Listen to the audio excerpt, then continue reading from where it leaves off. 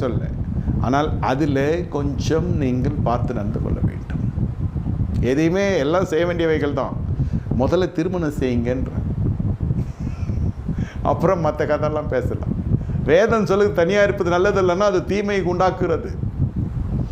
இந்த ஈசாக்கு தேவ பக்தி நிறைந்த மனுஷன், அவனுக்கு ஏன் 20 ஆண்டு மலர்த்தன்மை என்று அநேகர் நினைக்கலாம். அதுதான் தேவன் அவர்களை நடத்துகிறது. அந்த நேரத்தில் அவர்கள் இறை பிரியாமல் இருக்கிறாங்க பாருங்க. ஏதோ தம்பதிகள் கிட்ட குறை இருக்கும், ஒருத்தர்கிட்ட குறை இருக்கும், ஒருத்தர்கிட்ட நிறைவு இருக்கும், ஏதோ விஷயத்தில் இருக்கும். சரீர ரீதியாக இருக்கும், சில பேர் ஞான ரீதியாக இருக்கும், நல்லா படிச்சிருப்பான், நிறைய டிகிரி வாங்கியிருப்பான், ஆனால் ரொம்ப கஷ்டமான, அவனை பார்க்குற பொழுது அடிச்சு நொறுக்கலாமான் இருக்கும். ஏன்னா அவ்வளோ தப்பு பண்ணுவான். தப்புனா அந்த ஞானத்துக்கும் அவன் படிப்புக்கும் அவன் செய்கைக்கும் சம்மந்தமே இருக்காது. ஞானமே இல்லாதவன் எவ்வளோ வாசி.